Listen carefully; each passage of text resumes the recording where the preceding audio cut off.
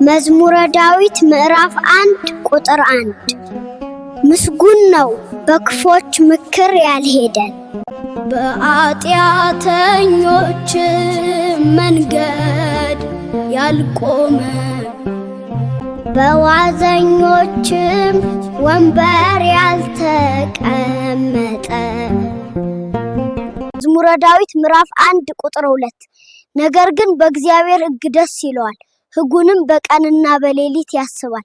መዝሙረ ዳዊት ምዕራፍ 1 ቁጥር 3 እርሱም በውኃ ፈሳሾች ዳር እንደተተከለች፣ ፍሬዋን በየጊዜዋ እንደምትሰጥ፣ ቅጠሏም እንደማይረግፍ ዛፍ ይሆናል።